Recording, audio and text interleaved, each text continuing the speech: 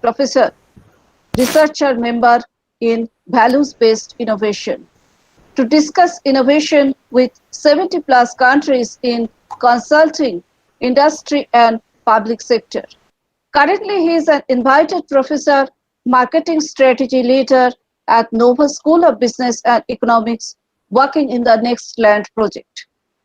He was recognized as a Portuguese PhD in management by the University of Beira Interior. He's another spinner innovation model published in indexed international journals and book chapters. He has edited and co-edited books on strategic management and innovation and published papers in international journals. He is an expert in innovation research, developing studies focused on SMEs, small to medium enterprise, applying the Spinner innovation model. So the title of his talk today is Spinner Innovation Model. With this, I welcome Dr. Ronnie Figueiredo to present his work in front of audience. Over to you, Dr. Ronnie Figueiredo. Thank you so much for the introduction. Thank you, Dr. Nabi, for the invitation, for this amazing opportunity. Thank you, the Institute of Engineering and Management, for the event and the opportunity too. And congratulations for all the audience to stay here with us, discussing and learning and share a little bit more innovation management as the topic. As the introduction, my name is Professor Dr. Ronnie Figueiredo. I'm working at the European University, Universidade Europeia, in Lisbon, in Portugal.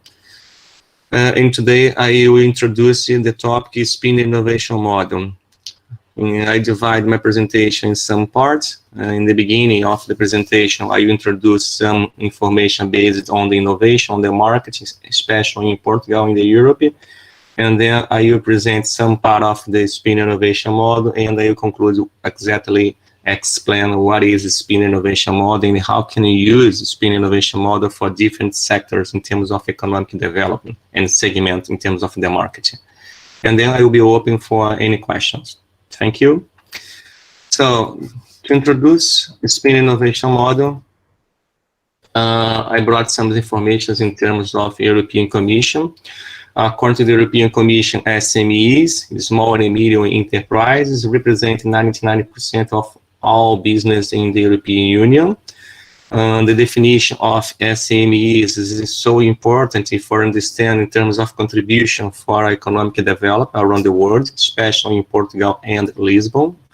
The way to follow the SMEs performance is implement a different kind of funding. In this case, Small Business Act SBA is a name of one type of funding provided by the government in Portugal.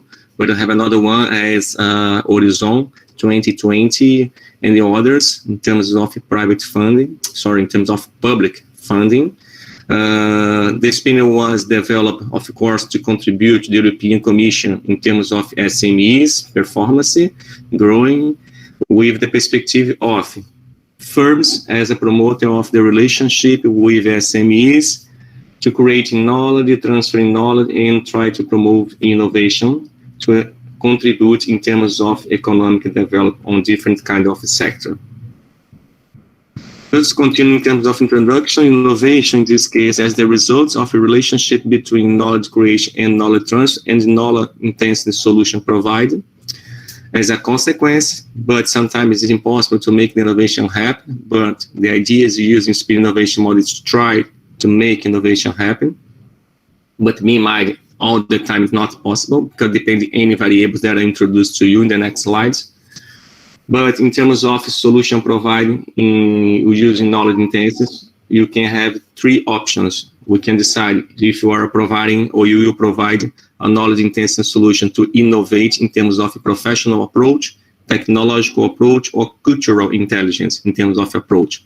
So professional is solutions that you provide with a knowledge intensive, but without technology apport. Technological is, of course, is a solution provided with a technological approach, and cultural intelligence or cultural approach It's a knowledge-intensive solution provided using the values in terms of cultural, behavior, organizational approach. So we can combine 3, 2, or you use only one as a focus in terms of knowledge-intensive solution provided to make the innovation happen in different kind of SMEs. The speed of your organizational agility is the change of mindset can be making the organizational transformation to support new deliveries to customers. So here we have some principles in terms of behaviors. We have the one is in terms of agility. Agility is considered as the time you have to take the decision to make the organization change using some tasks, some decisions, some actions. The mindset is the way your organization are thinking at this moment and the way you'd like your organization think in the future. So we have a gap between the present in terms of mindset that you must to change for you make innovation or try to make innovation happen. So you need to consider a new mindset in terms of the future. And if you have a decision very quickly, and if you change the way you are working for the way you would like to work in terms of a business model, you can have the organization transformation. So that's the idea using the 3 main dimensions in terms of agility, mindset, and organizational transformation to support deliveries in terms of customers' needs. And to continue, just to finish this part and start introducing Spin Innovation Model, in this context, the current economic scenario, the challenge is convert efforts rapidly in order to improve innovation systems through the creation, knowledge transfer, and active the necessary competitive advancing of the internalization of their service. So the idea is independent the type of SME, independent the sector of SME are working, are growing, using Spin Innovation Models, try to innovation happen, and then after innovation happening, you can create, of course, a competitive advance as a result in terms of competitors on the market, and you can use your innovation, your solution provided with knowledge intensive, your innovation, as a consequence of the knowledge intensive solution, you can use your innovation to internalize it. So to access a new market, to access an international market that you can consider as the same needs than your market. So here I brought for the audience and my colleagues, professors, 2 charts to continue the context in terms of innovation, but these charts are coming from the report in terms of European innovation that represent 2 main topics. One topic is based on the kind of innovators, and another one is represented in terms of SME innovating in-house. So what is this? In the first chapter, it's a longer report, okay, but I cut just 2 charts to introduce. In the first chart, innovators in the report consider Portugal as the main country in terms of innovation applied. In the second chart, Portugal are on the top as the country that invests in terms of SMEs innovate in-house. So what is this? I mean that Portugal are investing, applying and develop different kind of funding to support SMEs in Portugal grow. That's the idea. But if you look for this report, all this report, of course, if you analyze the other KPIs, the other indicators, Portugal will be not on the top, okay? The top you can consider as a Finland, Belgium, you can consider Suez, you can consider others topics, Ireland as the main topics in general. But if you're looking for the specific indicators, in this case, innovator is one and the SMEs in-house is the other one. Portugal are on the top. So, okay.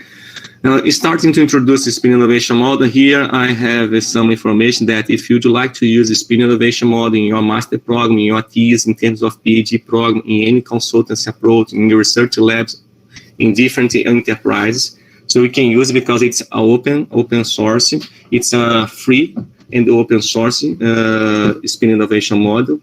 And the Spin Innovation Model are protected for life in more than 176 countries around the world. So we have a certificate and you can use the Spin Innovation Model. So here, I'd like to introduce this image is exactly the Spin Innovation Model in a new version. I will explain part of this and then I will continue explain how can you use the Spin Innovation Model. So as I introduced in the beginning of the presentation, we have here in the top agility, in another hand, we have a mindset, and to have organizational transformation. So mindset, agility, and organizational transformation is a three main principle or three main values in terms of business. So you are trying to make this spinner happen based on three main values or principles. Agility in terms of time to make the decisions, mindset in the times you are thinking and you like to think, and the organizational transformation, the result, if you consider and spinner as the main approach for your business. You have here a private knowledge between agility and the knowledge creation inside the black circle, and you have the other side near the mindset inside the black circle will have a public knowledge. So the idea is use the spin innovation model is starting looking for inside the enterprise, the SME, for you identify if you have all the skills, the competence, the knowledge, the process, the resource for you try to make innovation happen. If you, after you analyze internal process in your business and you consider as a result that you don't have all the knowledge that you consider important to make the innovation happy in terms of process, product, marketing, and others. So I think it's so necessary to looking for the market and try to identify a firm that can provide you with this knowledge intensive solution that can combine in a co-creation process to help your SME make the innovation happen and be more competitive in terms of the future. So that's the idea. You combine your knowledge, internal knowledge, so I mean private knowledge, with outside the organization knowledge, public knowledge. So public knowledge in general are coming from firms that are on the marketing, develop an intensive solution, develops an intensive knowledge, or knowledge intensive to be more clear. And you can invite someone, but as an example, in terms of firms and the SMEs, in this case, of course, I will introduce you a list in terms of firms and the classification based on the nation. But in this moment, you can consider firms adapting the model as your university, as your research center in universities. So research center in university in general have a specific knowledge or have a strong and specific and technical knowledge created, especially in engineer course, in the management courses. In this case, because I'm explaining for engineer and the management institute. So you can invite, suppose, your institute to help the SME in your country, in your city, in terms of research and in terms of innovation, to try to make the SMEs in your countries be more competitive in terms of the sector. But to do this, it's so important to analyze in terms of the process, use the first dimension, knowledge creation, the second dimension, knowledge transfer, and the last one dimension, knowledge innovation, and between three main dimensions, we have the main dimension, number 4, knowledge intensive service as a solution. So let's see part of this in the next steps. So here I divide step 1, step 2, and step 3. Step 1, circle with the number 1, firms as a promoters of the interaction with the knowledge intensive service sector. So I mean that firms, in this case, as I told you, and as example, can be a research center at the university. But in a real situation, firms is a specific topic of enterprise on the market that have a strong or knowledge intensive to support organizations in terms of solution providing. Okay, I will present a list of firms for you in the next steps.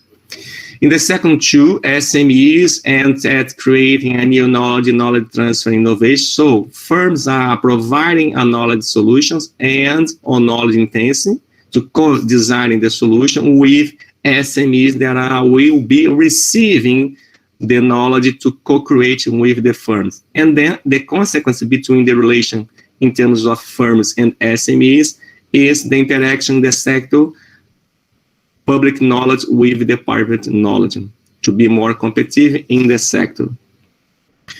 In terms of firms, exactly number 1 that I'm sharing now, a firm is a for-profit business, usually formed as a partnership that provide a professional service, as I said, such as a legal or accounting service. But in this case, exactly in this opinion, the theory of the firm is positive that firms exist to maximize the profits. But looking for the spin innovation model, firms is exactly to provide a knowledge intensive business service as KIBS, IBS is the mean knowledge intensive business serves as a solution. In terms of SMEs, we have, of course, let's introduce you a small and medium enterprise, representing 99% of business in the European Union. But SMEs, it's so important for our country and the Europe because SMEs have the main contribution for the economic development. SMEs and business family, okay? But sometimes you can consider part of the SME as a business family, okay? But it's not necessary to create this segment inside the SMEs. SMEs is SMEs. But SMEs receiving different fundings coming from the business government, as Small Business Act is the name of the one funding. Horizon 2020 is another one funding coming from the government. So now you are changing Horizon 2020 for a new program. We start in 2021, you finish in 2027. New program are coming for next year, but in the same approach in terms of Horizon 2020 support in terms of funding SMEs. And the COSME is another one program created by the Portugal government to support the SMEs and create for the European Commission.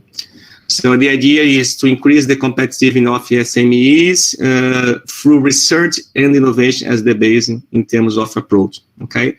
And the sector, you are considering the model, 3 different kind of sectors based on the economic approach. Primary example, agriculture, forestry, and another one. And secondary industry, of course, and tertiary, you can consider goods and services as a sector based on the economic definitions.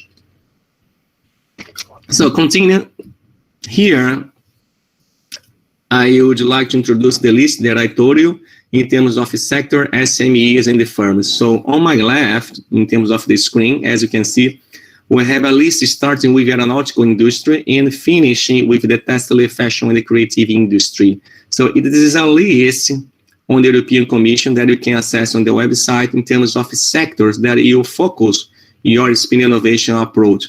This is a sector, economic sector. So as example, now I'm working at the Nova SBE, Nova School of Business and Economics in Portugal. I'm working with exactly the space sector or the industry space, develop a business model innovation for the space sector. So as my main example, I'm looking for this space as a sector. I'm working with different kind of enterprise. So I'm working with the SMEs, with 15 SMEs at this moment.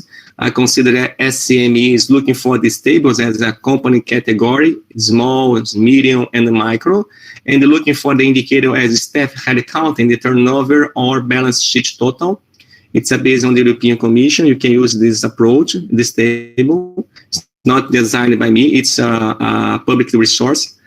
And to conclude my example, we are designing a strong technology business solution for SMEs in the space sector. As an example, in terms of firms, as a promoter of the knowledge in strong knowledge intensity, you have a scientists, engineers, lawyer, consultants. But if we are looking for exactly the list, is a part of the list here. I introduce exactly list from NACE, N-A-C-R-E, N-A-C-E, is NACE. NACE in this case is the main organization that provide a list in terms of firms that providing exactly a knowledge intensive solution. Here you have the division 72, computer and related activities with subdivisions, 721, 2, 3, 4, 5, and 6.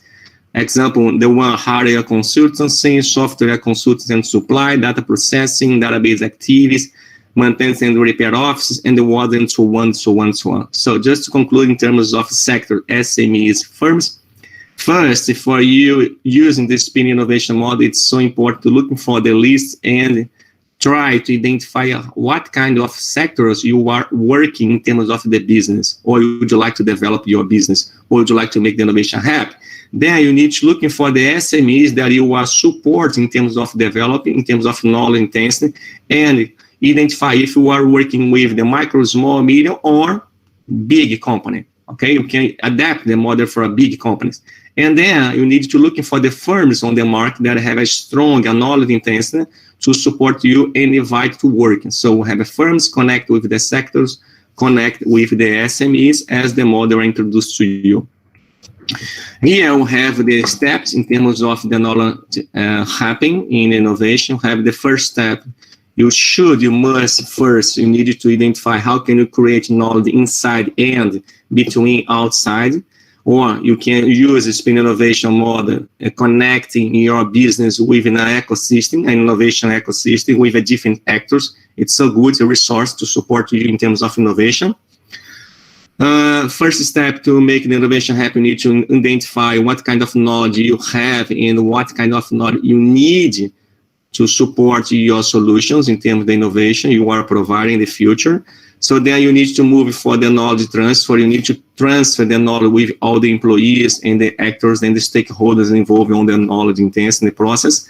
Then you move for designing the knowledge intensity solution to provide the knowledge intensity solution, and then you apply the knowledge intensive solutions in the processes, in the marketing, all the organization in terms of the business model, or in another one approach. And after that, you need to identify and validate, analyze if you are creating an innovation or not. Sometimes you're not creating innovation, you create an inventation. So inventation is not a innovation.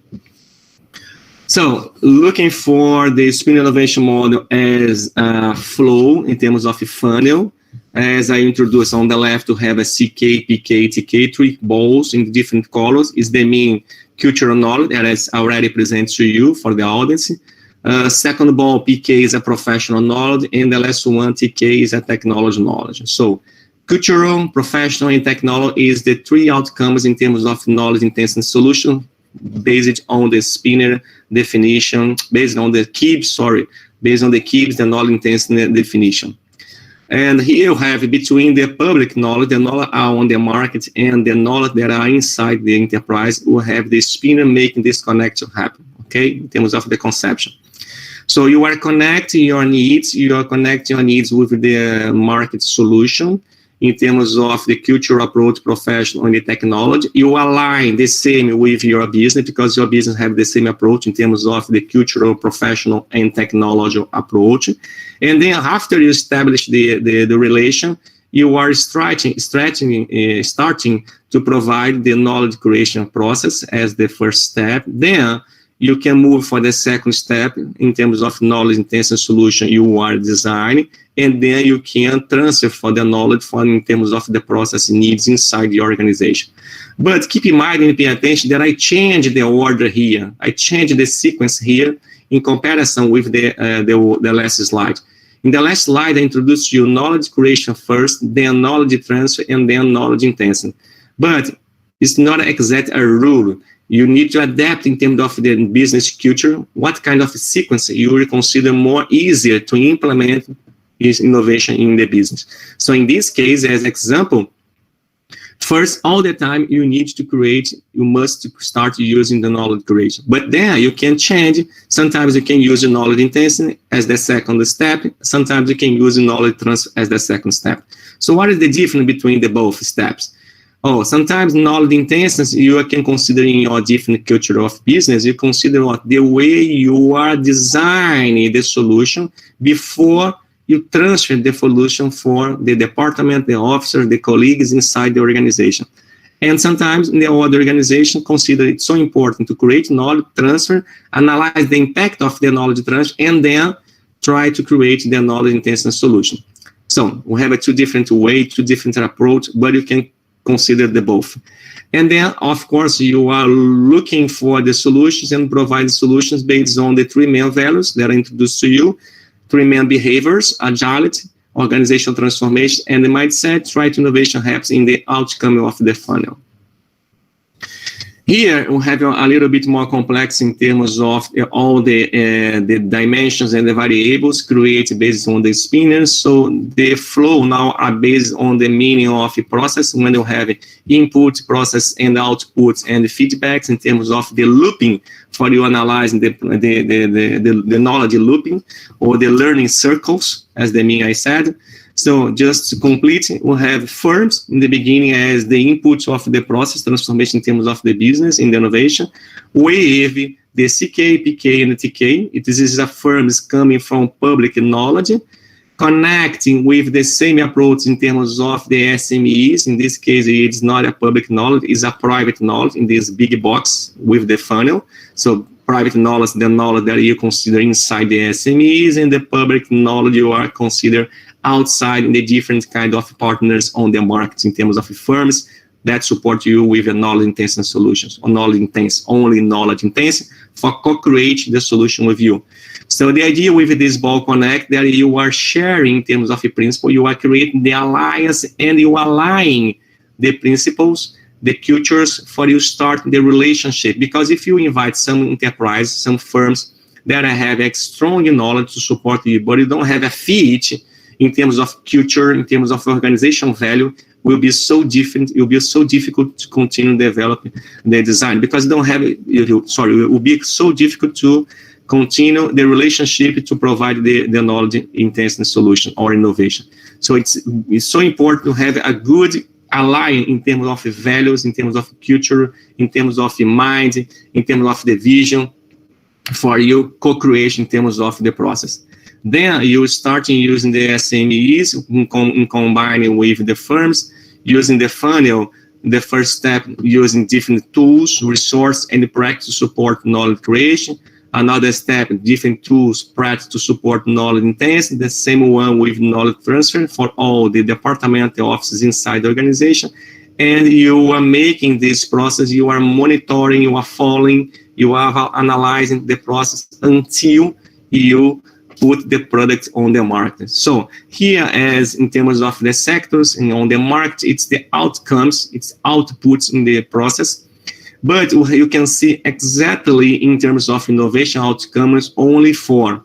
But I know if you are looking for the literary review, in the international database, you can consider more than 4 exactly innovation types. But I know that, but I'm looking exactly for the main resources in terms of types of innovation. I'm looking for exactly the manual or the report named Oslo. Oslo is a specific manual or kind of report designed and created exactly to validate types of innovation. So at the moment, I have only one this main resource around the Europe, and I'm considered at the moment at the best in terms of reference.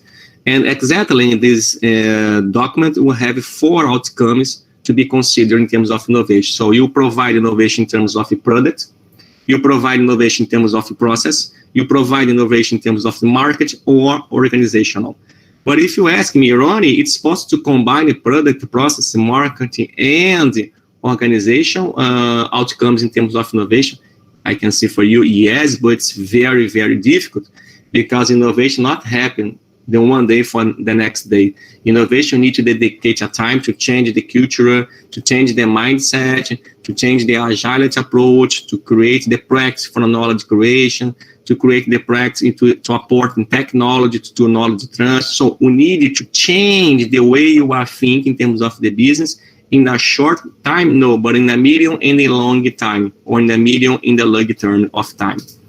But of course, you can start using for a marketing as approach in terms of innovation, moving for the process, and so on and so on. But in my opinion, in my experience, you need to focus only on one process exactly to start making the innovation happen in your business. So here, to conclude this part in terms of the experience, I design in terms of the market needs. I was invited to use the Spin Innovation model to support exactly startup based on technology, or StarTechs as the means. So it's a startup based on technology to transform in a medium term, startup in the SMEs. So the idea here is using the main conceptions in terms of cultural, in terms of the professional, in terms of the technology, because the flow I am present is based on the knowledge-intensive business service and based, of course, on the Spin Innovation model. It's a spin flow. You have in the top knowledge creation, knowledge transfer, and innovation as the main 3 dimensions, supported by the flow TRL1 until TRL9. I will introduce what is this. And for you making knowledge creation, you are supporting startup creating knowledge. you are using KIBS, Knowledge Intensive Business Service. In this case, KIBS is exactly a firms that provide knowledge intensive, transferring knowledge for the business, and you have SMEs as the consequence in terms of innovation hub or not.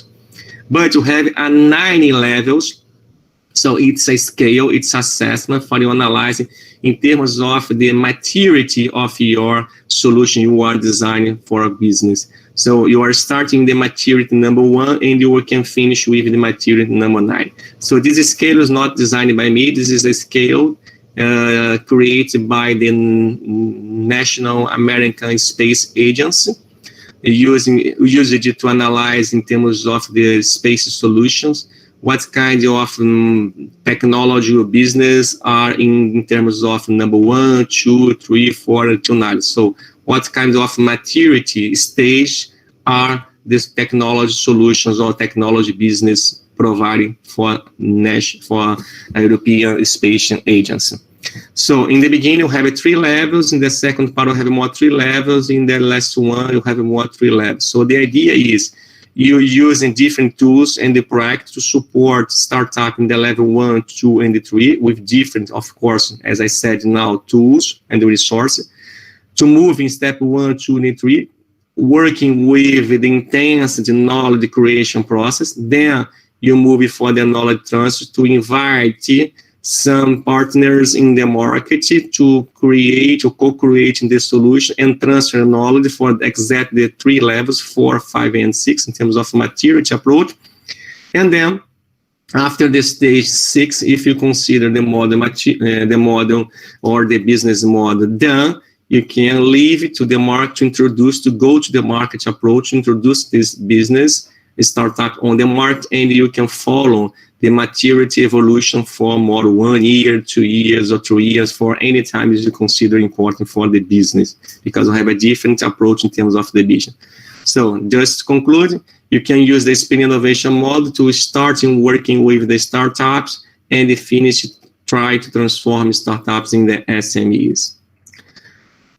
To conclude my presentation and open for a question, if you have a questions, Spin Innovation model can be combined with ecosystem. So here we can see the 2 different images, 2 different pictures. The first picture we can see connect with the ecosystem with different types of innovation was the last version. And on the right here that I present to you, this is the new approach, the new version. This is the Spin model update, okay? But the conception, the meaning is the same, just the picture is different. The idea is to represent that Spin Innovation model can be connected with different kind of topics in terms of innovation in the different ecosystems. So you can combine with the different sectors as a health, agriculture, forestry, and so on, so on, so on. And exactly in terms of innovation ecosystem, you can connect Spin Innovation model with urban innovation, government innovation, technology innovation. So this is a lot of topics identified in the European Commission that it's so important in terms of the innovation trends for you try to use it for make your business be different in terms of the future. So thank you very much for the time. Thank you very much for the opportunity. It's an amazing experience. I'm concluding my presentation here in terms of the Spin Innovation model. If you have more interest in terms of the Spin Innovation model, I can send for Dr. Arnab some links in terms of papers published using the Spin Innovation model. Thank you very much for your attention. Thank you, Professor Rony Figueiredo.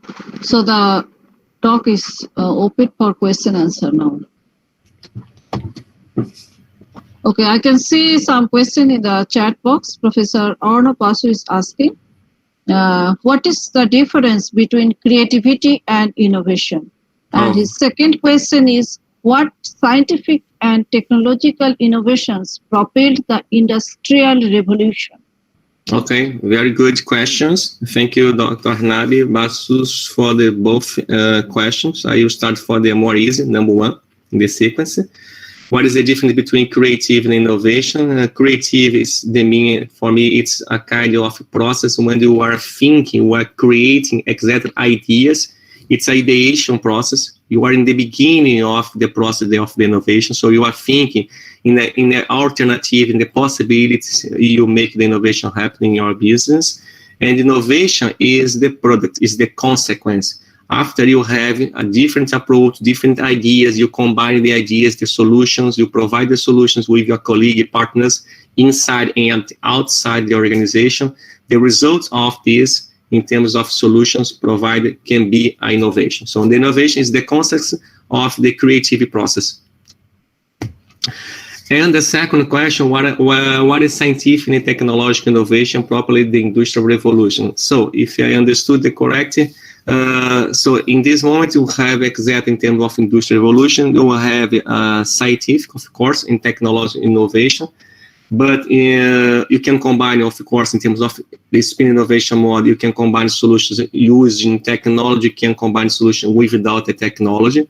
Of course, you can combine with the both, but in terms of scientific and technology innovation properly, the industrial revolution can be using, of course, a spin innovation model to anticipate some needs and to help some needs in terms of the change in the future. Suppose now you can work with the industry 4.1, identify some solutions in terms of suppose IoT and the others, machine learning and deep learning. You can consider this model for you using to design creative, to promote creative, and create solutions in terms of innovation based on technology.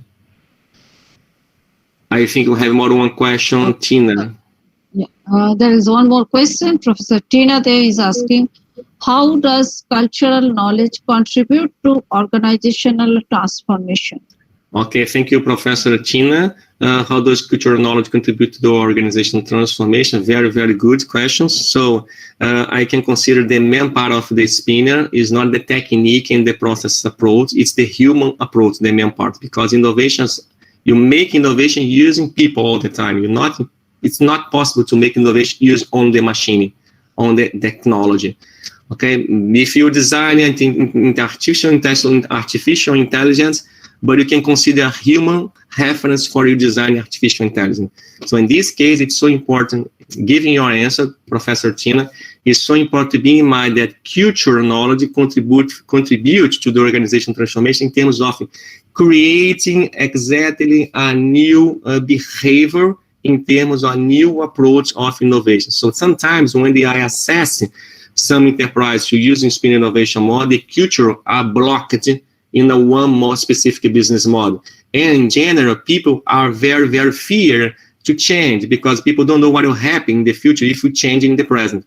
So the idea we're using the cultural values or cultural principles is to create a new wave in terms of change, create a new behavior of organization. So that's the idea. Culture support a new movement in terms of a new approach to use the innovation and making the organization transformation happen.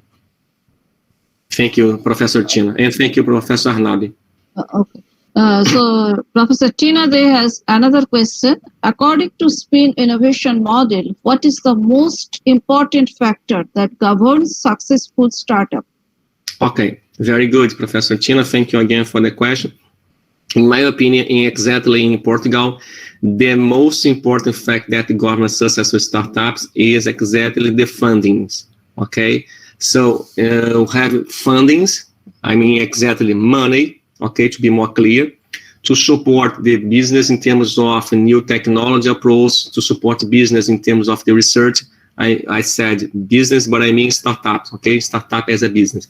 And so another main factor is money to support startups, the environment to support and create an ecosystem based on the government approach. So if you have money to create an ecosystem, if you are inserted in the ecosystem approach, in the ecosystem model, exactly in Portugal as example, the main factor is funding in this moment, and the other main factor we can consider is exactly the knowledge provided by people.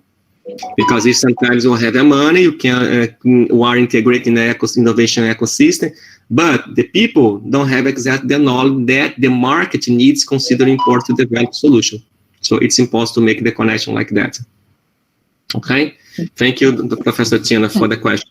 So there is another question I can see in the chat box. How can SPIN innovation model help in economic growth? Professor Koel Ganguly is asking. How can SPIN innovation model help in economic growth? Okay, thank you, Professor Coel, for the question. How can SPIN innovation model help in the economic growth?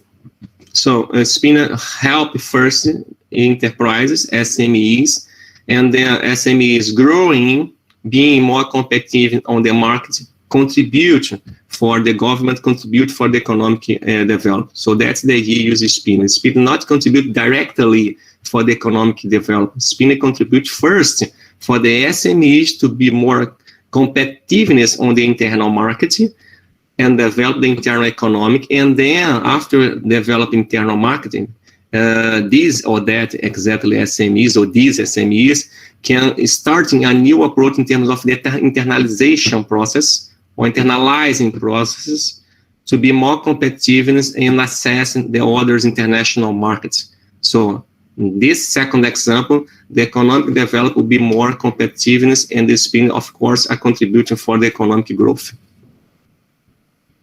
The focus not exactly economic growth, the consequence is the economic growth, the focus is SMEs growth. Thank you, Professor Coel, for the question. Thank you. I have a question. I asked a question on Yes, sir. on this verbal mode because you say I'm very slow in typing. Yes, sir. So Please with the continue. permission of the chair, Yes, sir. thank Please you continue. very much, Professor. Your presentation was wonderful. I have actually two questions, but I'll ask them one by one. The first Okay. question is, what is the role of technology transfer? For example, putting it directly, I think there are 12 members in the EU. So do you have inward technology transfer? And does the EU transfer technology to other countries, non-EU members? This is the first question. After you answer this, I'll ask the second one. Thank you. Okay, if you understood the correct question, I will try to give you the answer. I understood that what can you knowledge transfer for a new country? That's the correct question? If I reframe it, my question would look as follows. Instead of reinventing the wheel, do we not have inward technology transfer? For example, in India, just after independence, the government had a very sharp focus on steel mills. So they did not do any invention of technology. They just employed, Russian firms to set up the big steel mills in India. So that we call as technology transfer. Direct. Okay. So Okay. that was my first question. Does Okay, the thank EU have inward technology transfer? Okay, thank you. So sometimes it depends of the country, of course, depend of the policies on the country, but sometimes you don't have all the main resources that you need to make the innovation happen. Sometimes you have difficult to establish it, to start the connection through the industry and the funding coming from the government. So in this case, it's so important to not looking exactly from the government, and you try to connect with an ecosystem. So I mean that it's so important looking, Professor, for the other countries that you can invite. Example, you can connect with the different research centers at the universities around the world, or you can connect with different enterprise or non-profit enterprise that can try to help you, your business, your organization to be more competitive and connecting using different approaches in terms of their knowledge. So it's one option. So as my main example, sometimes I have a difficulty in Portugal to make the innovation happen, of course, because the funding is provided by the government. They are so limited for a specific group on the market. So all the innovators or all the professors or all the entrepreneurs don't have access for the all 100% funding provided by the government. This number exactly are moved on exactly for dedicate for one part of the society. So in my case, in general, I don't have access for the money coming from the government. So my solutions for all the times will be connect with the partners around the world using exactly this moment the technology that we are using now to making different conference, to make different solutions connecting using the internet.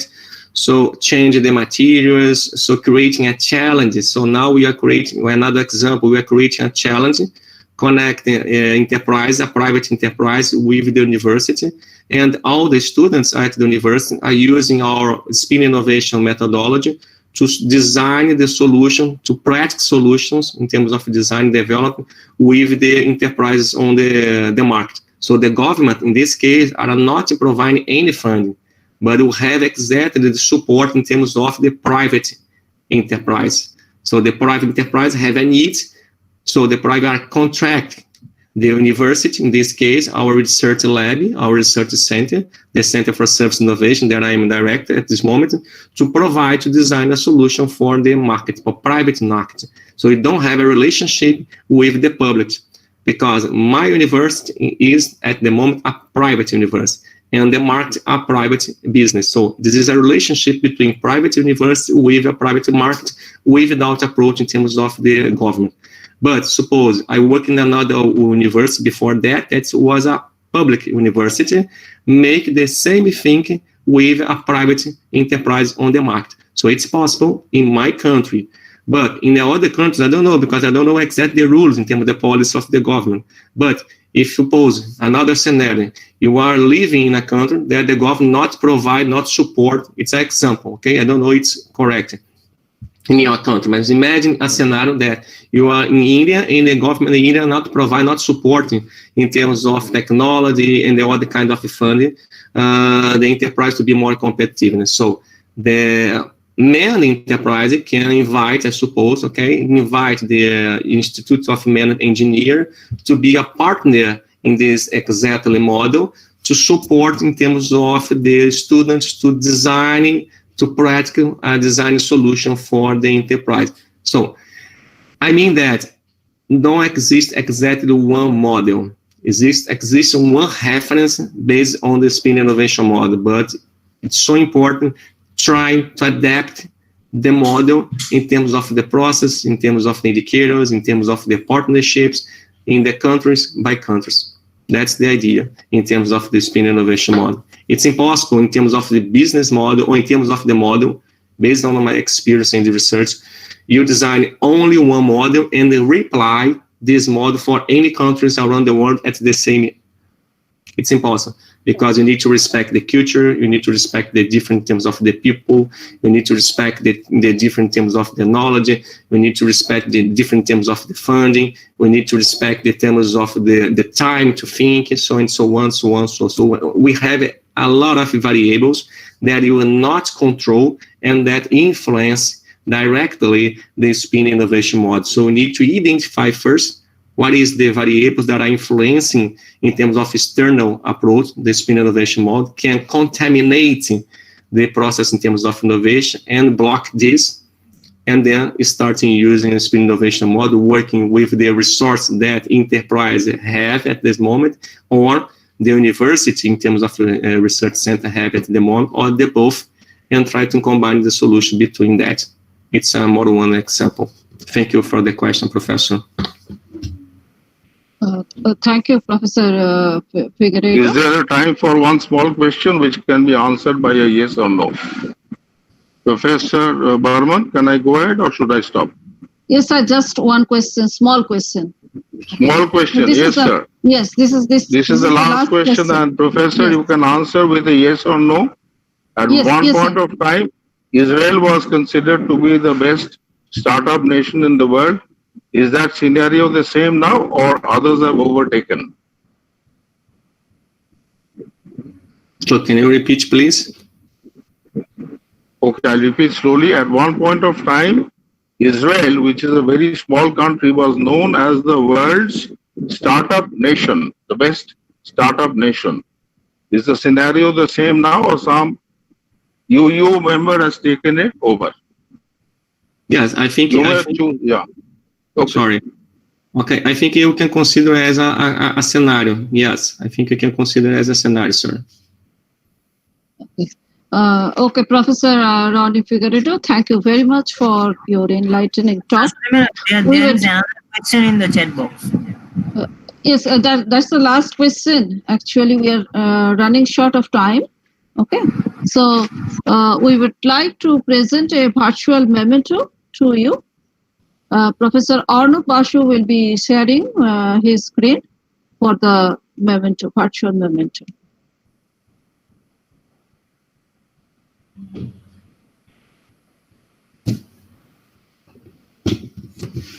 Okay, so let me read out that Spectrum 2020, Kolkata, India, takes pleasure in presenting the plaque to Professor Ronnie Figueredo, Academic Innovation Scientist, University Europea, in recognition and appreciation for being the invited speaker.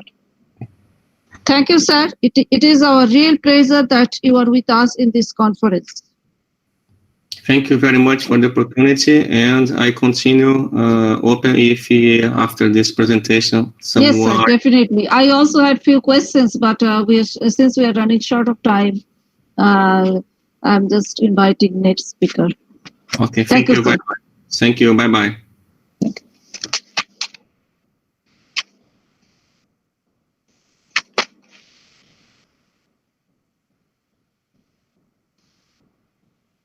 Professor Albert Nasibulin, can you kindly share your screen?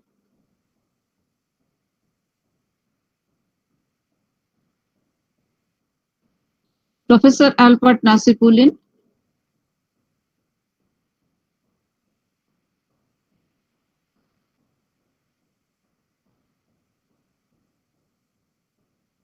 Professor Albert Nasibulin, kindly share your screen. We cannot hear you.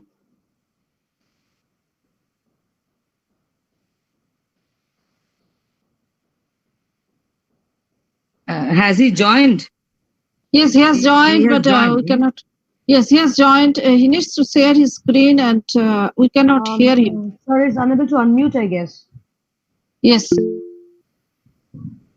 Yes, he is saying I am here, but Yes, probably I he's can see unable- him. I can see him, but his screen, he needs to share his screen, and I cannot use microphone.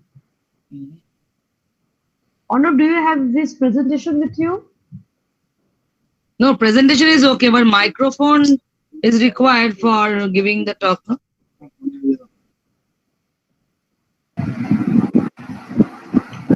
Professor Arnob, can you just Can anybody help him out? unmute him? Can anybody unmute him? Arnob? Arnob sir, can you do it? Devakar sir is there. Who is in this chat? I think the problem is from his end, Yes, so I just sir. requesting Seth to just rejoin. I Sir, think there are please some technical rejoin. glitches. Yeah, Yes, please yes. rejoin. Yes, rejoin. I think the Yes, sir, technical please glitch will be rejoin. resolved. So please rejoin.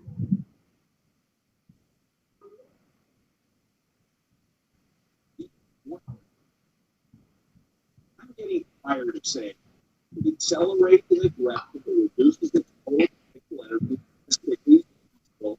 You will be tired of doing it. So we'll produce one more gradient. A gradient is a gradual moving physical quantity.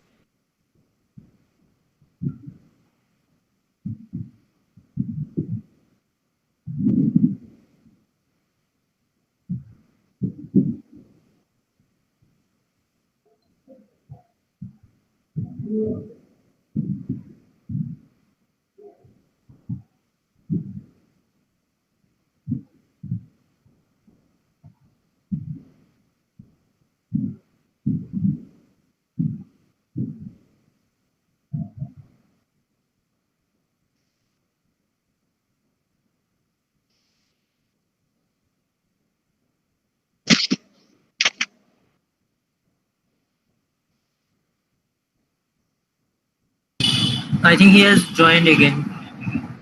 He has joined again, but his speaker is muted actually. I can see.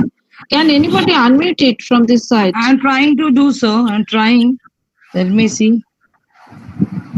It's unmuted from this end. From his end. Yes, he's unmuting sometimes. Sometimes he is unmuting and again, yes. So his mic is Yes, between- now it's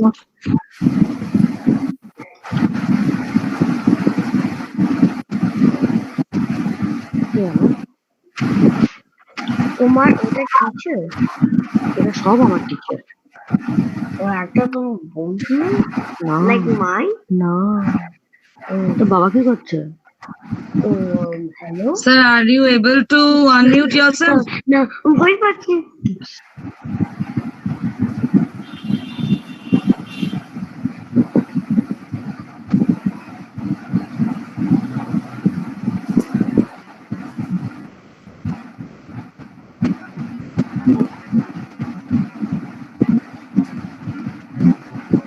No, I press unmute.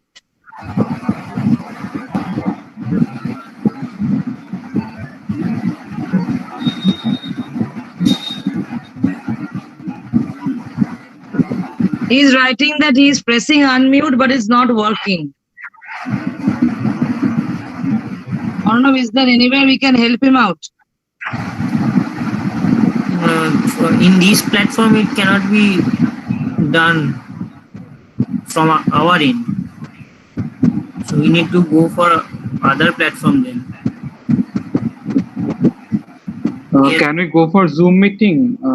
If there is No, problem? can he join from mobile? Shashwati ma'am has written. No, he has left the meeting right now. Okay, again he's trying to join. Let him join again. He has joined. Yes. The problem is that PPT can be shared from our end, but Now it is sir, what? yes, sir, you're audible. Very good. yes, sir, now you're audible. Yes, sir. Now you are on. Now I got it. Sorry, Let's sorry. start. Okay. Start. Okay, Took a so while. I'm sorry for that.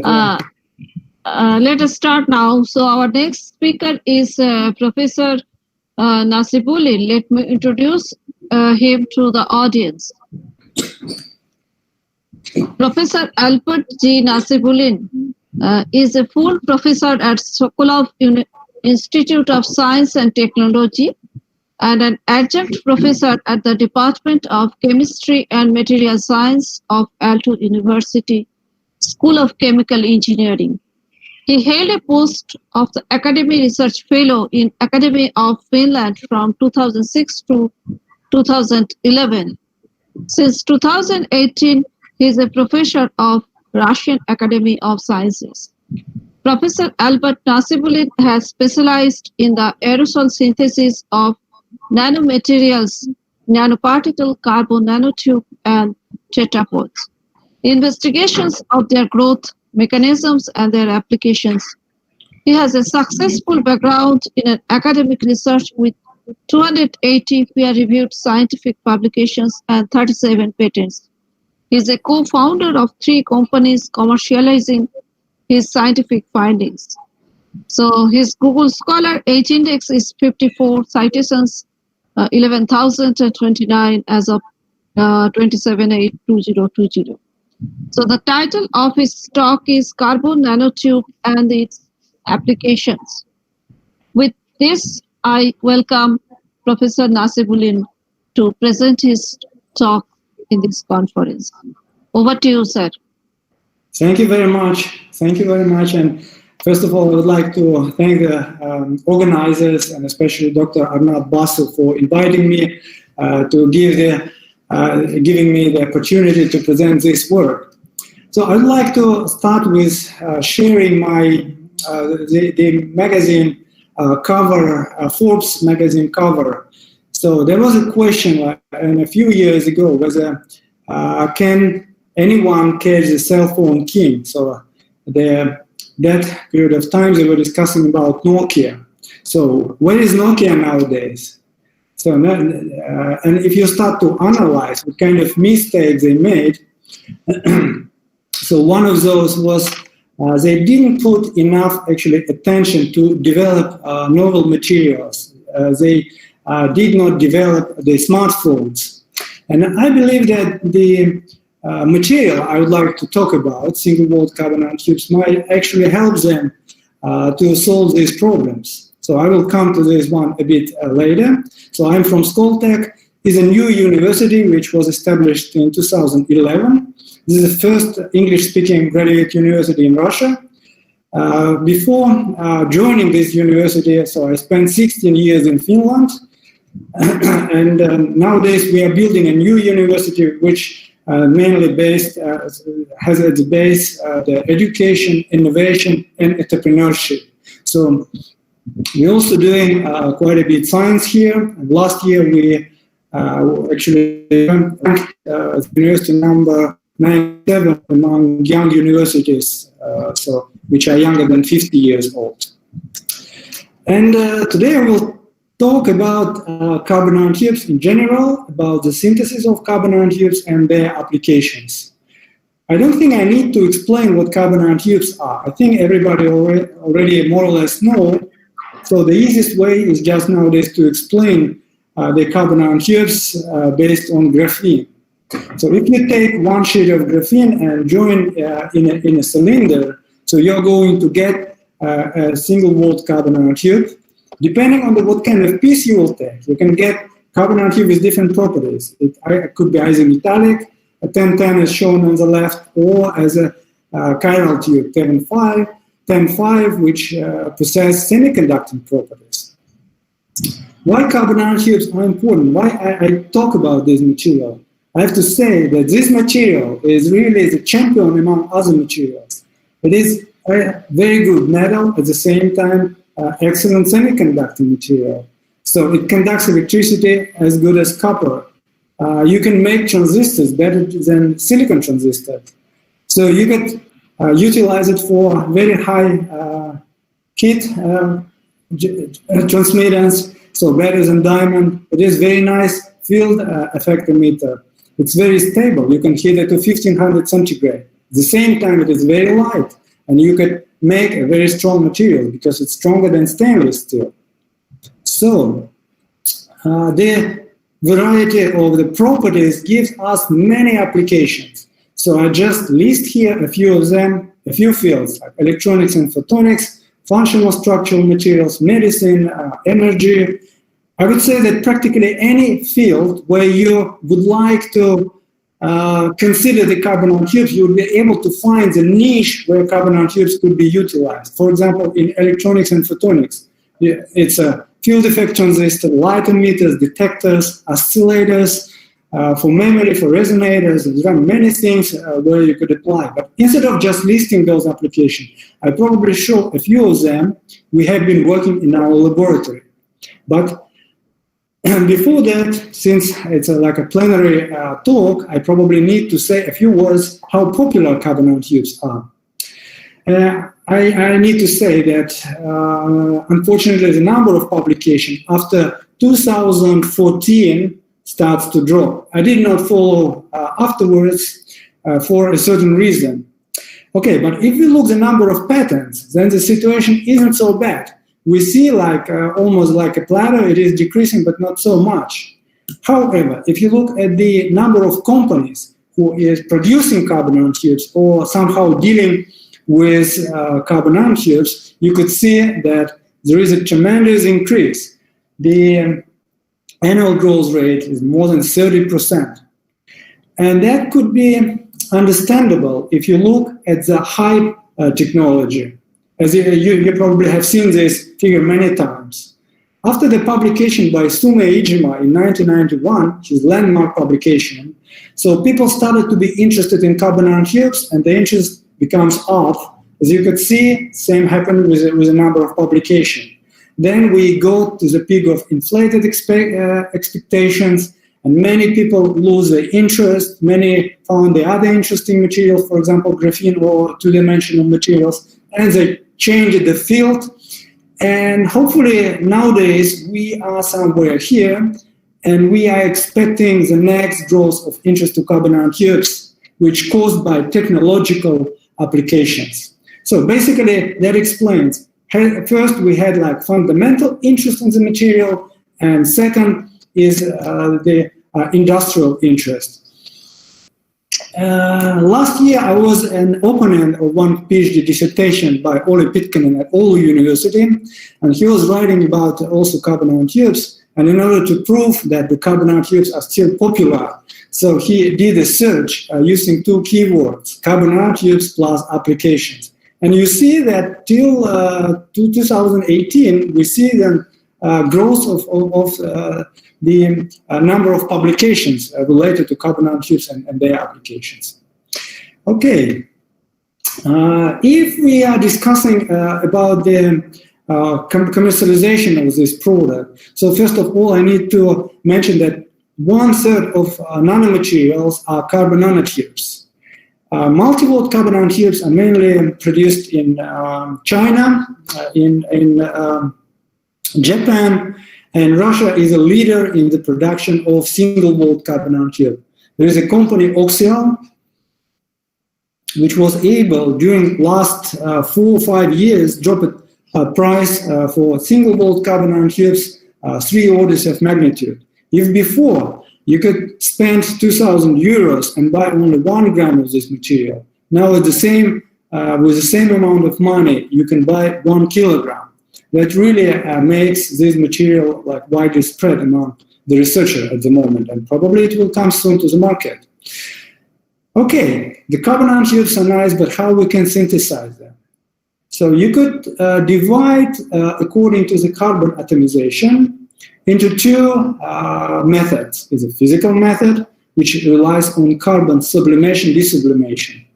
Since graphite, which is usually used as a precursor to grow the carbon nanotubes, has a low equilibrium vapor pressure, you need a very high energy input to evaporate graphite. Usually it is about 5,000 Kelvin, and it is utilized with arc discharge, laser ablation, solar cell, or induction heating.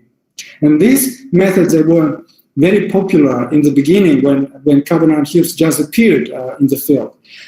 However, later people realized that there is a chemical way where you don't need to utilize so high temperatures. Maybe 800, 1000 centigrade is enough to decompose carbon-containing compound and grow carbon nanotubes. As a precursor, usually we utilize hydrocarbons, carbon monoxide, alcohol, or I would say practically any compound which contains carbon could be used to grow carbon nanotubes. In turn, chemical way, I would divide into substrate-supported CVD and the aerosol CVD. The substrate-supported CVD, I think you are very familiar with this method. It is based on the formation of a catalyst particle on the inert surface. Usually it's a silica or alumina.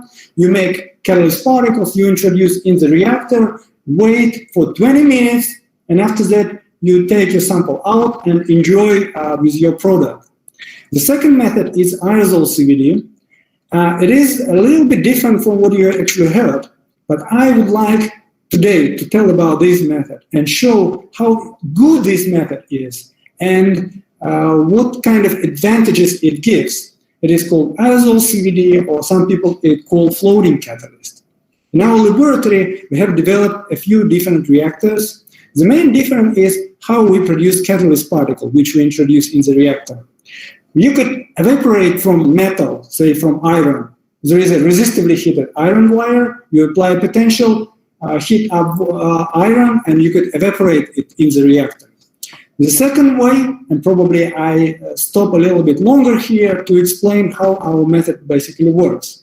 So in the second way is a so-called ferrocene reactor. Ferrocene is a metal organic compound, which is quite volatile at room temperature. Already at room temperature, it provides equilibrium vapor pressure of 1 Pascal. So we utilize carbon monoxide in this study. Carbon monoxide utilized as carbon source and at the same time carrier gas. So 100% of CO, atmosphere, goes into ferrocene cartridge, saturates with the vapor of this precursor, and then it is introduced in a hot reactor. So the temperature is about 1000 centigrade. Ferrocene decomposes, forms catalyst particles, nanoparticles from 2 to 5 nanometers, which actually catalyzed CO disproportionation reaction, release of atomic carbon needed for the growth of carbon nanotubes. So the flow moves, we have formation of catalyst particles, growth of carbon nanotubes, and at the end, we need to trap those carbon nanotubes on a filter.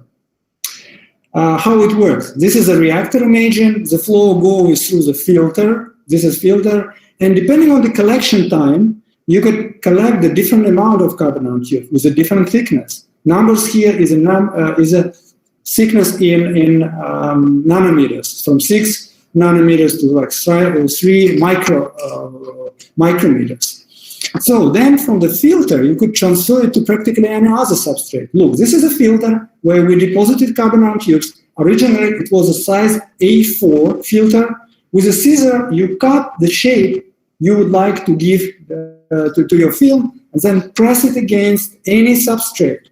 In this case, we utilized polydimethylsiloxane, PDMS, to make elastic electrode. But you could also utilize, for example, glass. If you deposit on a glass, you obtain transparent conducting film and glass PET substrate to make it flexible. So basically, it is a very easy way to make films. If you look in a microscope, you will be able to see that we have like unused some catalyst particles, which basically do not harm our optoelectronic properties. We have tested removing those particles. There were no changes. And we see that this is randomly oriented network of carbon nanotubes.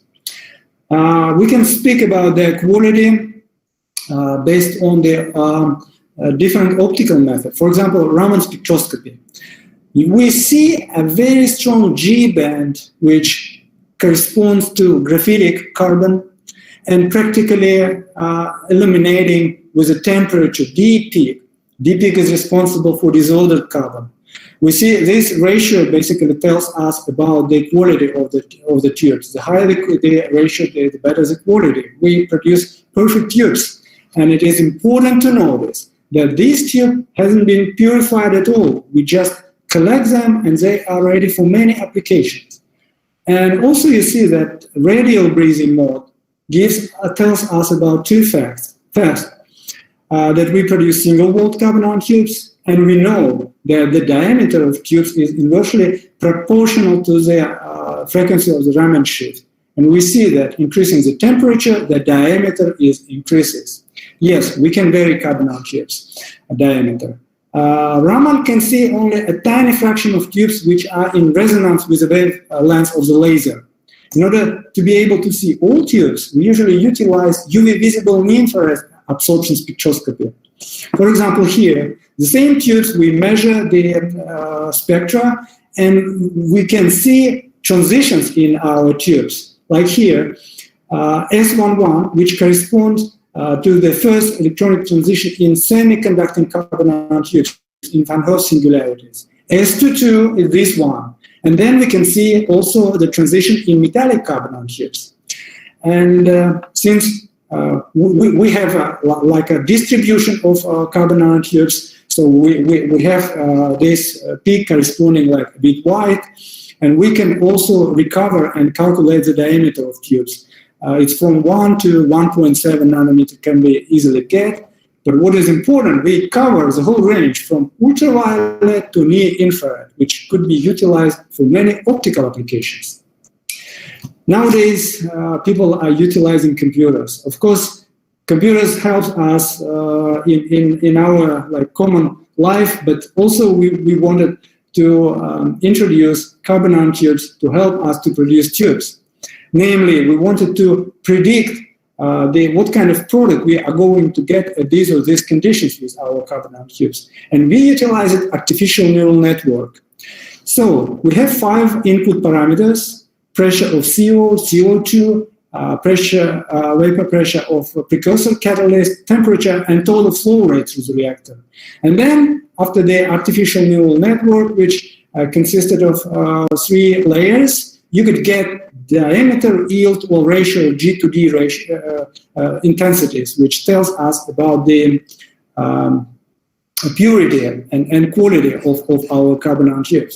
So the computer help us to predict the properties of carbon nanotubes. Now we produce very nice tubes. So what can we do with this? The main application for such kind of tubes, I would say, could be flexible, transparent, and elastic electrodes. So if you look at the development of gadgets, so we are utilizing, you probably would notice how tremendously they change in the view and also in the functionality. And moreover, we're expecting to see even more changes after the materials, which would be flexible, transparent, elastic, in the nearest future. The designers of future concept for mobile phones, they predict that you could roll them, you can fold them, you could stretch them. It's coming in the nearest future. And especially it becomes more important for variable electronics. So imagine that you have a chip which you put on your body, which actually measures all the parameters of your living. It's a heart rate, body temperature, UV exposure, the hydration rate, well, like many things. We really need to work and produce such kind of material. And what are the requirements to produce the material which is flexible and stretchable? So first of all, since we are producing and depositing this on a plastic, most likely it is going to be a room temperature process. Next one, it needs to be price competitive. So it should be a low-cost fabrication. Then we need to avoid atmospheric pressure, high-speed printing method. It should be high-speed printing method and roll-to-roll manufacturing compatible. In that case, we could really compete with existing technology, for example, with ITO. And carbon nanotubes produce it with the aerosol CVD method, which I'm telling you now, they fulfill all these requirements. How about the existing technology? How about the silicon or transparent conducting oxide, like ITO, for example? Unfortunately, they cannot be used for flexible and stretchable electronics. And this is like a classical example given by Professor Jan Healy. He shows that when you start to bend the electrode with ITO, depending on the bending angle, the sheet resistance goes up. So when you reach a certain value and when you would like to come back to the zero bending angle, you will not be able to get the same sheet resistance because you practically break the electrode. Indium oxide is very fragile. How about carbon nanotubes? You see that they practically do not change their characteristics. Our company, startup company Kamatu, which nowadays in the Finland, and I will show you one of the movies from this company. So they have investigated that depending on the substrate where you deposit this carbon nanotube, you could bend them numerous, like unlimited number of times. Okay, they did 150,000 cycles. So on a very thin substrate, there is a small increase, only 1% in the sheet resistance.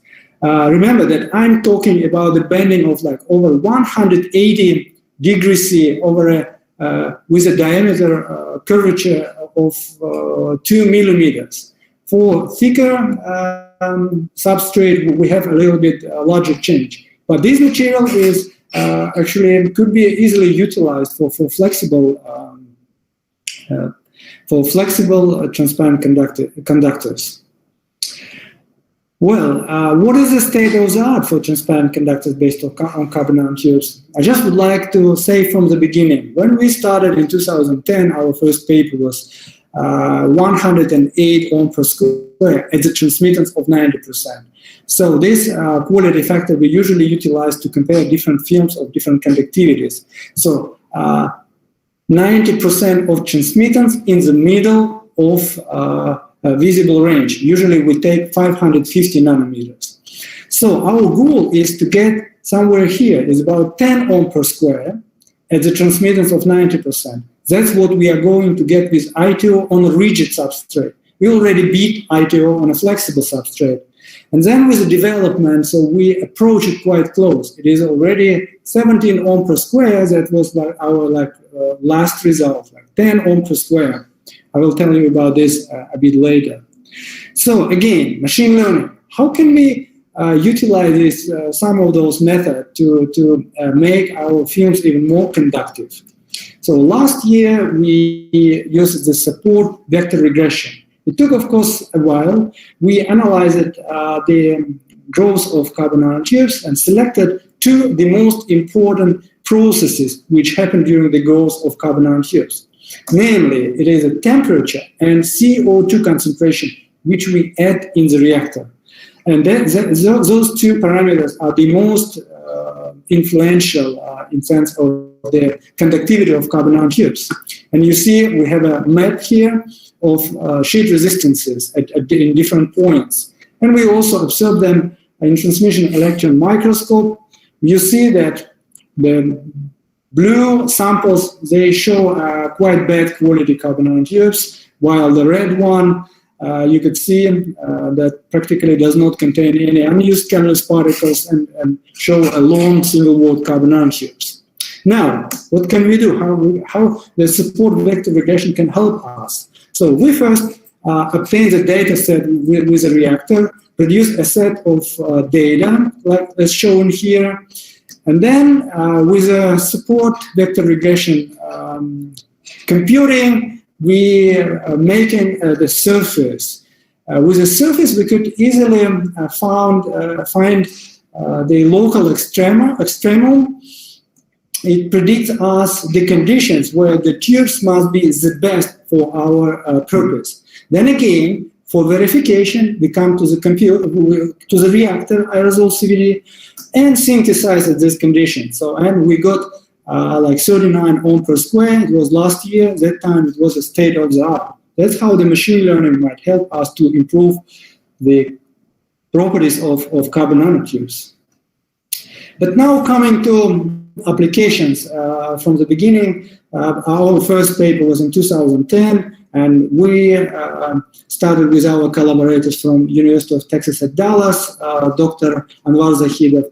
They utilized it for OLEDs, where they replaced the ITO layer with carbon nanotubes. They got like quite good performance. We started to work with a touch sensor. It was just 1 pixel carbon nanotube touch sensor, which is transparent and at the same time so working quite effective. And our company, Canatu, which name comes from carbon nanotube, so they had an R&D project and they created 80 mobile phones, and they showed that the production of carbon nanotubes touch sensor might be, first of all, cheaper and easy to produce.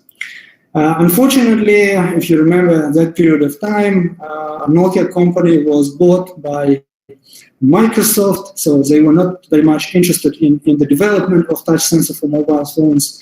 And then the company had to find own niche. And I would like to show you a movie from our company. What are they doing now? How they utilize the carbon nanotubes. Practically, the idea of this company at the moment is to make any surface to be a touch sensor. And they are concentrated on an automobile industry. Namely, there are some cars already which utilize carbon nanotubes, and they are made of layers of carbon nanotubes. The idea, as I told, to make any surface as a touch sensor. You could deposit carbon nanotubes on the plastic, on textile, on leather. You can give any shape you would like to have. And if you're interested, you could visit the Canatu website and see more. I just need to continue. What else you can do with these tubes? You could utilize them as a window layer to make solar cells. If you put a carbon nanotube layer on N-type silicon and dope carbon nanotubes, make them p-doped, so you will get a p-n junction, which could be utilized to create a photocurrent between N-type and silicon and carbon nanotubes. So with an efficiency about 10%. So that was our first work published like in 2014 with a crystalline silicon. In our laboratory in Moscow, we work with amorphous silicon, and I had a PhD student from India, Pramod Rajana, who defended his PhD in May. So his job was to improve the solar cell based on amorphous silicon. So we started to work in 2016, and by 2019, so Rajana, he was able to improve the conversion efficiency from 1.5 to 8.8%. And if you compare it with an amorphous silicon finished with the layer not made of our material, but with amorphous silicon, it is 2% more than the conventional device. Why this happened? Because Rajana Pramod, he was able to make an electrode.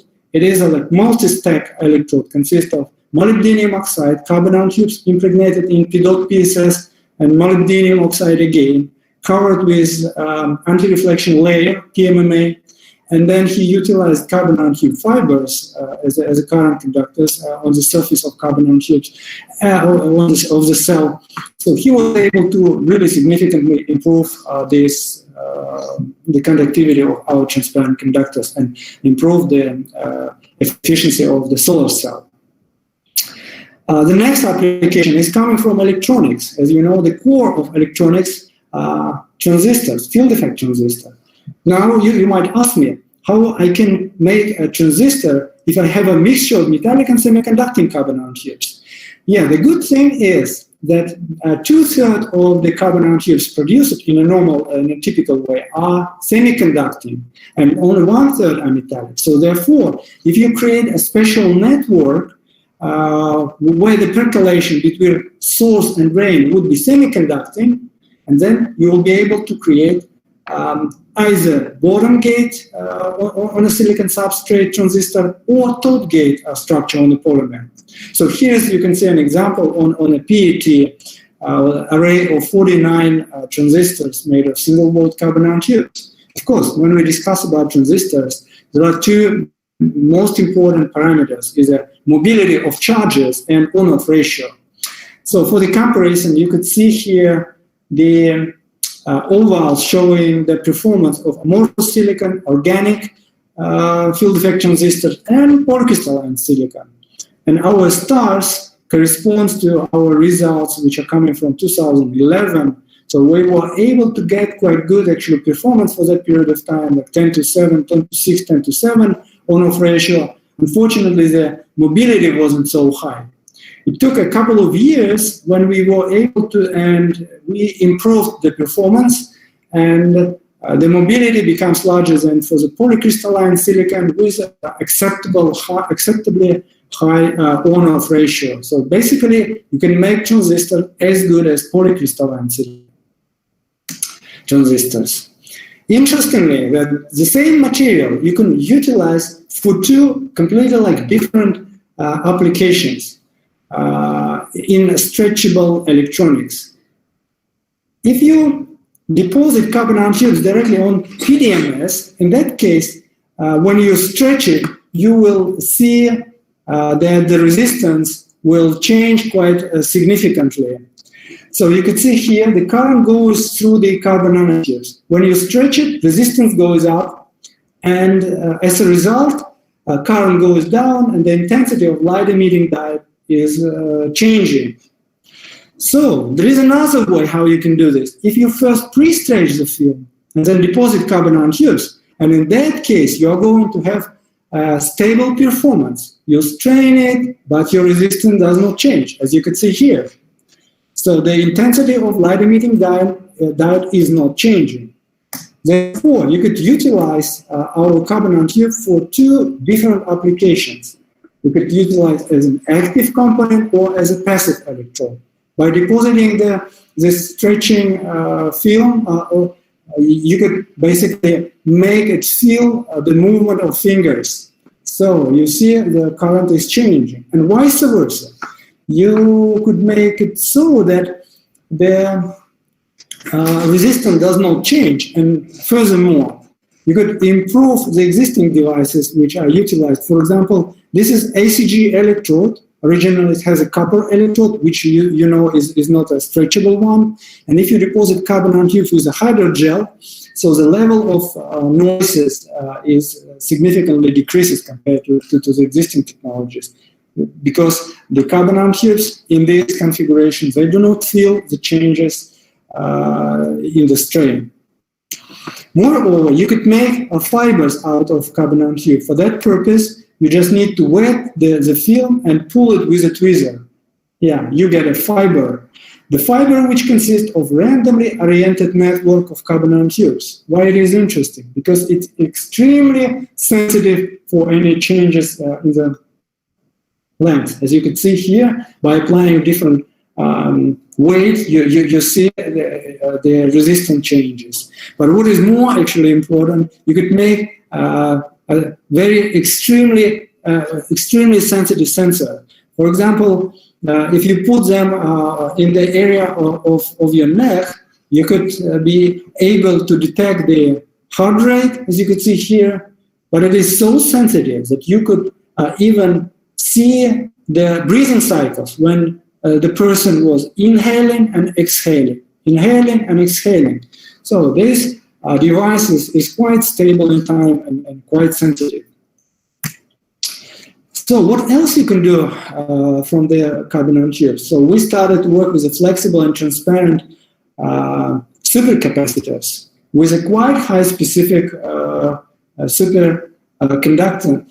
conductance, almost like 400 farad per gram. Well, you could make even stretchable. So when you start to stretch it with like a 100 strain, which means 2 times, you see that the performance of such kind of supercapacitor practically does not change. One more application, so I'd like to tell you, is a new one we started to work. It's called like ionic liquid. So why it is interesting? We create 3 electrode cell where the carbon nanotube is a working electrode, silver is a pseudo reference electrode, and gold is a counter electrode. And when you apply a potential in the presence of ionic liquid, you might change the Fermi level in carbon nanotubes. How this happens? You apply a potential, you have an ionic liquid which forms the double electrical layer around the carbon nanotubes. And these ions, they affect the electrical conductivity of our carbon nanotubes. How to explain? This is the ionic liquid. We could apply either positive or negative potential. In case of positive, we are going to have P doping, negative is N doping. So what happens? So you apply a positive, what's going on the Fermi level, which is originally between valence and conduction band, so starts to go to valence band. And at some point, you cannot have any transitions, like S11 in this case. If you apply a high potential, you can get rid of S22 transition, as shown here. It's good. You can change the optical properties. How about the electrical properties? Electrical properties are also very sensitive on the potential you apply. So you apply -2, you see that change resistance goes down. And that allowed us to vary the optical and electrical properties and get like a 50 ohm per square, where you could engineer, you could decide the Fermi level in your material, you could decide the optoelectronic properties of your material reversibly. Where you could utilize it? For creating lasers. So originally we started to work with the erbium fiber laser. We buy a continuous pump laser, which is very cheap.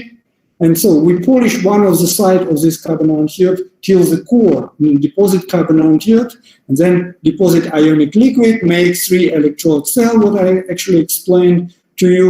And with this way, actually the carbon nanotubes on polished side, due to the evanescent waves, they might affect actually and absorb light, certain light, which helps us to obtain different regimes of our laser. It could be, depending on the voltage we apply, it could be either mode lock with a femtosecond pulses, or it could be microsecond pulses, which is called, regime is called like cool switch regime. So the same laser could demonstrate by applying a certain voltage, could actually change the regime in generating of the pulses.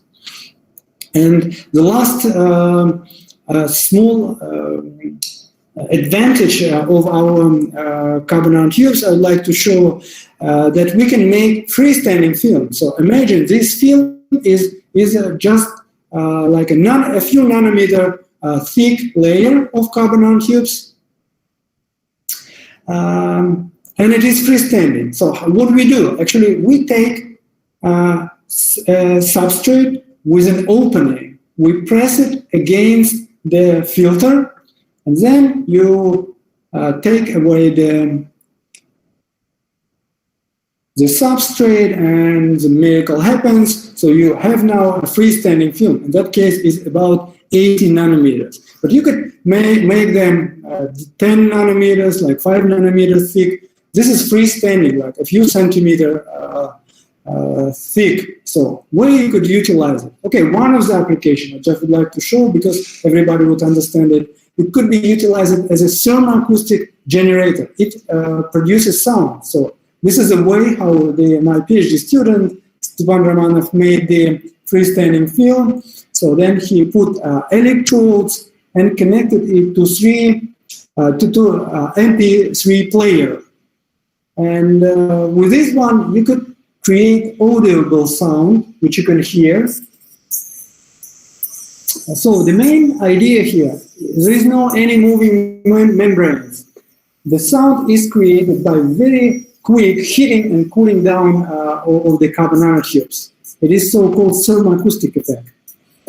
And if you can produce in an audible range, can it be produced at the higher frequencies? Yes, indeed. Actually, we will find that the efficiency of our carbon nanotubes increases with a frequency at 100 kilohertz. We found that our tube really shows like the best performance among other materials. So we were able to get the sound pressure level like above 100 decibel with our carbon nanotube, which is better than any existing material exhibited previously.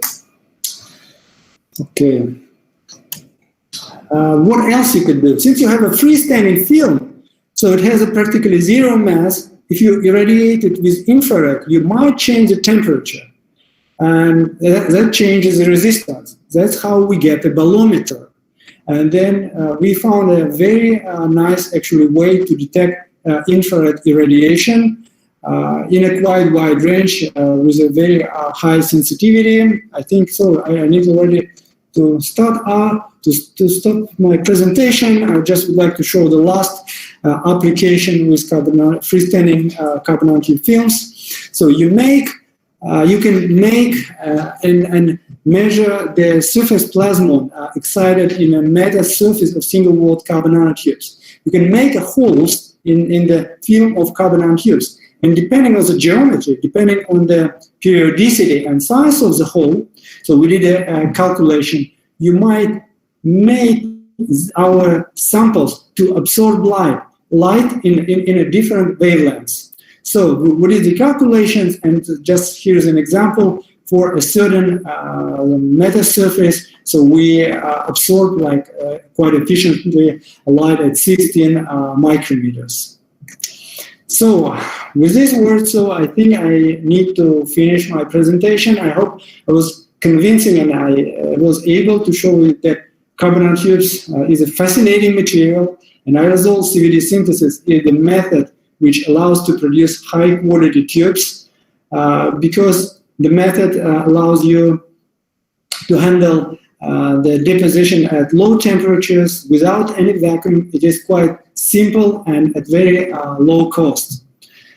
And at the end, I would like to thank all my collaborators from Aalto University, from Kanato, from different other institutions. I'd like to thank the foundations, so where I got money from for the studies, and my group. And I would like to thank you for your attention. Thank you very much.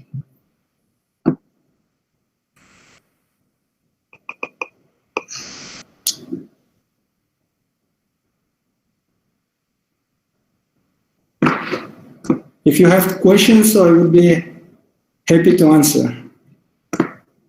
Yes, sir. We have questions. Shashwati ma'am. Oh, sorry, I was muted. Thank you, sir, for your enlightening talk. We have some questions in the chat box. I can read it out to you. First question is, carbon nanotubes, are they toxic or not? Professor Amit Nondi is asking this question. Yeah, thank you very much. This is a very good question. And I don't think that one can answer with a yes or no. It doesn't work like that. It depending carbon nanotube, what carbon nanotube you are discussing. There's been many papers like publishing about the cytotoxicity of carbon nanotubes. Yes, there is. So some people are talking about some cancerogenic effect of carbon nanotube. Yes, you can find that. It depends what kind of carbon nanotubes. If you are dealing with multi-volt carbon nanotube, which there you could affect like asbestos effect. They are rigid, they are long. If they go to lungs, they cannot be taken away. If you are discussing single-volt carbon nanotube, which can be easily taken care by macrophages in our body, then they could be easily removed. It's been, I did a literature search related to the toxicity, and still I think there is no like a certain question to answer. This one, in my opinion, single-wall carbon nanotube and short carbon nanotube, they are not toxic as expected for long multi-wall carbon nanotubes. Okay, the second question is, how can you control patterned and unpatterned carbon nanotubes from conventional method of synthesis? As I showed you how we collect our carbon nanotubes. So the flow, which contains aerosol particles, aerosol carbon nanotubes, goes through the filter. So on the filter, if there is nothing, you just get a uniform, randomly oriented network of carbon nanotubes. However, if underneath you put a pattern of where the flow can be directed only in certain places, and in that case, you can make on the filter the pattern of carbon nanotube with a precision of like 15, 20 micrometers. So in that case, you could make patterning them. But if you are discussing already making a certain pattern after you deposit them on a rigid substrate, of course, you could utilize the lithography technique. So it is quite easily, lithography doesn't harm actually the carbon nanotubes. Okay. The next question is how the band gap in carbon nanotube can be tuned. Sorry, how the band gap in carbon nanotube can be tuned? Actually, the carbon nanotube is a beautiful material. Depending on the diameter of the tube, you can get the carbon nanotube with a different band gap. The larger the carbon nanotube, the smaller the band gap. So I think just separating from the bunch of tubes you synthesized, you could get the semiconducting tubes with a certain band gap. That's like one of the ways. And of course, during the synthesis, by playing with experimental conditions like the temperature, CO2 concentration, and so on, you can adjust and make and produce carbon nanotube with a certain diameters with an average band gap. Okay, the next question is, how can we implement artificial neural network in tailoring the specific application of carbon nanotube? The question has been asked by Tina Day. Yeah, so it's a very interesting question. I don't think I have an answer for this. I couldn't say how you could get like a certain properties of carbon nanotubes, yes, but different applications. There are so many things, that needs to be studied more. So next question is from Kakuli Datta. After the discovery of graphene, don't you think the popularity of carbon nanotube has decreased a lot? As I showed you in my presentation, high technology. So in 2014, 2015, there was really the highest, the carbon nanotube was the most popular. But after giving a Nobel Prize to graphene, basically many people who had certain devices which they used to study carbon nanotubes started to be implemented to study this new material like graphene. Yeah, many people changed their field. I agree. The popularity, in science, decreases, but the popularity in commercialization so becomes higher. That's for sure. The graphene did not affect. Okay, so I have few questions actually. My first question is that how to compare the synthesis of carbon nanotube from laser ablation, arc discharge method, and CVD method? How do you compare the carbon nanotubes from laser ablation technique or arc discharge technique and the CVD method you have shown? So how do you compare them? Yeah, thank you very much for the question. Yeah, the CVD carbon nanotubes at the moment, they are mostly spread because in a cheaper way you could produce like a huge amount of carbon nanotubes which are not so much bundled as, for example, arc discharge. However, like 15 years ago or 20 years ago, people mainly utilized arc discharge because those tubes are of very high quality, but they are heavily bundled. And if you would like to study the properties of bundled tubes, then arc discharge tubes are very good. But unfortunately, you would like to study, or fortunately, you would like to study the properties of individual tubes. And debundling, making like individual, is a really energy and time consuming process, unfortunately. With a CVD, you could make small or even individual carbon nanotubes, small bundles or individual carbon nanotubes. Okay, so my another question is that how to control defects in carbon nanotube, and how does the defects affect the electrical and thermal conductivity of carbon nanotubes? Yeah, thank you very much. It's also quite a good question. I think the D to G ratio in a Raman, which is defectiveness, is quite important. It affects mainly. So one thing, when you have a long carbon nanotube, which is 40, 60 nanometers or micrometers long, and it has like many defects, which basically scatters the charge carriers. And of course, the conductivity is not going to be good. But the other story, when you have a really long and without defects. So defects are really important. How to control, as I showed in my slides, for example, with temperature. The higher the temperature, the better carbon nanotubes are produced. We also control it by adding different amount of CO2. It's an etching agent which we add, and that affects very much the G to D ratio in a Raman spectrum. So how do you compare this with the purification by acid treatment or ultrasound? Yeah, purification with the acids, why would you need it? Basically, you need to apply because you have a lot of amorphous carbon unused catalyst particles, a lot of catalysts which you need to get rid of. Then ultrasonication is required in order to break bundles into individual carbon nanotubes.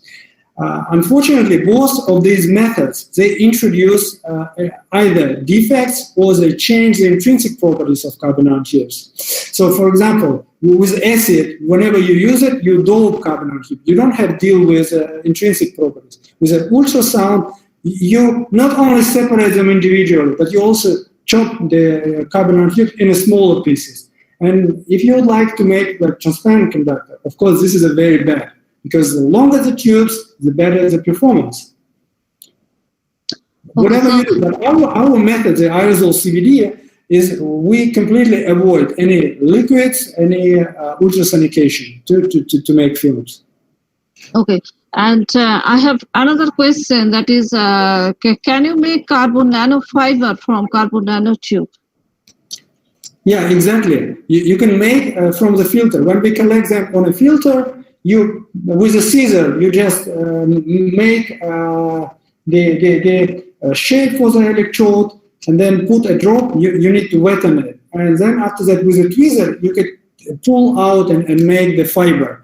That's how we do. The other people, they directly open reactor, and directly from the reactor, when the carbon nanotubes are coming as a soak, I would say, they start to roll fibers. Basically, it's quite known technique, firstly introduced at Cambridge University, and now it is quite widely spread, actually, method to make fibers out of carbon nanotubes. Okay. I'm sorry that I have another question, actually. Yeah. That is in a slightly different line, that nowadays boron nitride nanotubes, they are also very important materials, and since boron nitride, it has a zinc blende structure, and your carbons are their diamond structure. Structure is quite similar. So how do you compare them in terms of applications? Do you think that boron nanotubes, they are coming to replace carbon nanotube? Yeah, boron nitrate nanotubes is an alternative to carbon nanotubes. They indeed have very similar mechanical strengths, mechanical properties, very similar one. However, they have a very wide band gap, like 6 eV. What can you do? It's insulated, basically. So Yes. what can you do with this material? You can utilize it only to reinforce different materials. While the carbon nanotubes, you could utilize also for electronic applications, in addition to the functional and constructive materials. Okay. There is another question in the chat box, that can you tailor the electronic structure of graphene in place of carbon nanotube using IEL grating? Yes, exactly. The mechanism would be very similar. You construct this 3-electrode cell, and instead of carbon nanotube, you use graphene. It will work very similar. Yes. Okay, I think there is no more question. Thank you, Dr. Nasibuddin, for your wonderful talk and very interactive question and answer session. We would like to present a virtual memento to you, and Professor Arnab Basu, he will be sharing his screen for the virtual memento.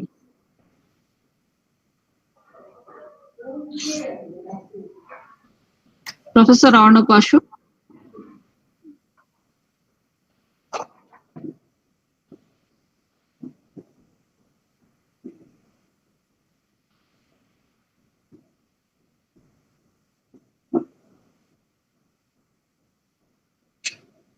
Okay, let me read out. Spectrum 2020 Kolkata, India takes pleasure in presenting the plaque to Professor Albert Nasibuddin, Professor, Center for Photonic and Quantum Materials, Sokolov Institute of Science and Technology, Moscow, Russia, in recognition and appreciation for being the invited speaker. Thank you, sir. Thank you very much. Thank you, sir, for attending this conference and presenting your work here. With this, I conclude this session here. Thanks once again to all the speakers and participants. Thank you, Professor Burman, for sharing this technical session. We are extremely enlightened after the insightful lectures by Professor Ronnie Figueredo and Professor Alberto Nasibuddin. I believe all our students and participants are extremely benefited attending this session. This would help them gain visibility in the research world. Thank you all for attending this session.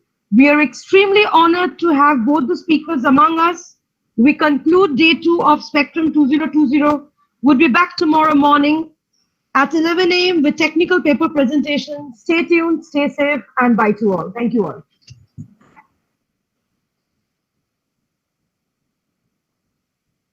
Bye.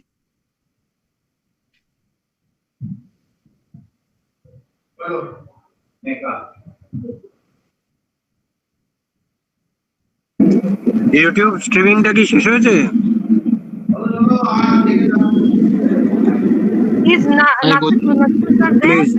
Today some of the participants were late, so for the paper presentation in the morning, so I requested all the participants